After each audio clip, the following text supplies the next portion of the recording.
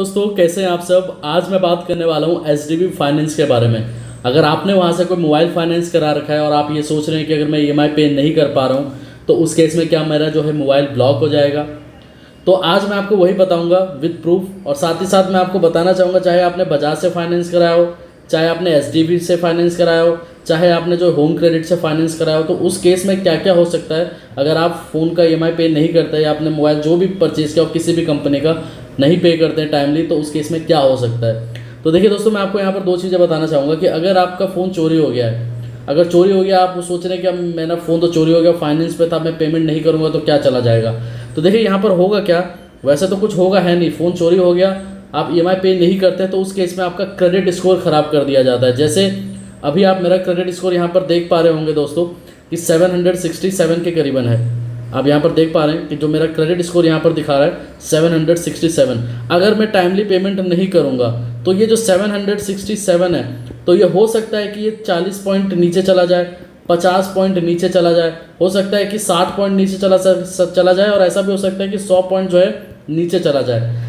ये तब होता है जब आप टाइमली पेमेंट नहीं करते, जैसे 1 महीने नहीं किया, 2 महीने नहीं किया, 3 महीने नहीं किया, और बाद में जो है आपने पेमेंट करा ही नहीं और सेटलमेंट करा लिया, तो उस केस में हो सकता है कि ये पॉइंट जो है 150 भी जो है डाउन हो सकता है। तो उस केस में क्या होगा, आपको कोई लोन नहीं देगा। अब लोन नहीं मिलेगा तो जाहिर सी बात है दोस्तों कि आप परेशान होंगे कि यार मेरे को लोन नहीं मिल पा रहा है। क्यों? क्योंकि जो फ़ोन मेरा चोरी हुआ था, मैंने उसका पेमेंट नहीं किया, और पेमेंट ना करने की वजह से अब कोई मेरे को फाइनेंस नहीं दे रहा है। क्यों?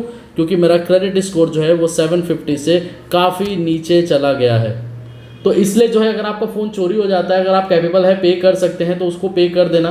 क्योंकि ऐसा ना हो कि फ्यूचर में जब 4 लाख की या 3 लाख की लोन की रिक्वायरमेंट हो और बैंक आपको मना कर दे कि हम नहीं दे सकते, तो उस केस में आपको काफ़ी प्रॉब्लम होगी।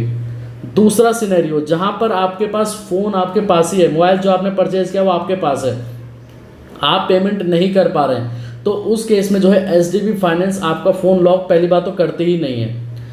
एचडीबी फाइनेंस आपका फ़ोन लॉक नहीं करेगी, एचडीएफसी जो है आपका फ़ोन लॉक नहीं करेगी।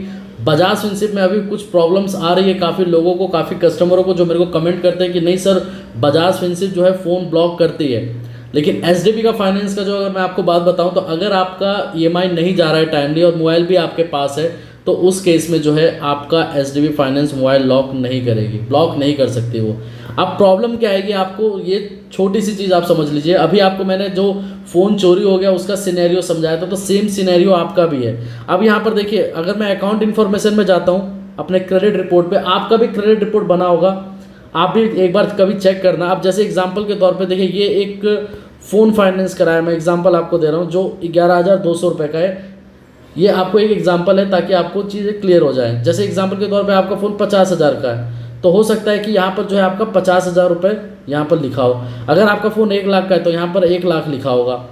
तो यहाँ पर जो है इस तरीके से आपका भी क्रेडिट रिपोर्ट में मेंशन होगा। जैसे यहाँ पर ये फ़ोन जो है अभी 11,000 का लेके चलते हैं, जहाँ पर अभी करंट बैलेंस इतना बचा हुआ है और मंथली जो ईएमआई है वो इतनी है। अगर मैं पेमेंट नहीं करूँगा तो क्या होगा, यहाँ पर पेमेंट स्टेटस में मैं लेके जाता हूँ और वहाँ पर मैं आपको दिखाऊंगा कि यहाँ पर देखिए, आप देख सकते हैं कि पेमेंट स्टेटस पे सब कुछ 0000 मेंशन है। क्यों? क्योंकि मैंने जो है टाइमली पेमेंट किया। अगर वही आप टाइमली पेमेंट नहीं करेंगे तो यहाँ पर 0 की जगह हो सकता है आपका 30 डेज़ हो, उससे ऊपर 60 डेज़ हो, उससे ऊपर 70 डेज़ हो, उससे ऊपर जो है 100 डेज़ हो सकता है। मतलब जितने दिन आप डिले करेंगे तो उतना डिले आपका चलता चला जाएगा। कहने का मतलब ये है कि आपका क्रेडिट स्कोर खराब होगा, ना ही आपका फ़ोन ब्लॉक नहीं होगा। फ़ोन ब्लॉक नहीं होगा, आपका क्रेडिट स्कोर खराब कर दिया जाएगा। जो भी फाइनेंस हो, चाहे एचडीबी फाइनेंस हो, चाहे बजाज फाइनेंस हो, चाहे होम क्रेडिट फाइनेंस हो, ये जो है आपका क्रेडिट स्कोर ही खराब करेंगे। क्यों? क्योंकि जाहिर सी बात है दोस्तों, आप उनका पेमेंट नहीं कर रहे हैं टाइमली। अगर आप टाइमली पेमेंट नहीं करते हैं तो जाहिर सी बात है कि आपका क्रेडिट स्कोर डाउन होता है किसी भी केस में। चाहे आपके पास मोबाइल का फाइनेंस हो, चाहे आपके पास कार का फाइनेंस हो, चाहे आपका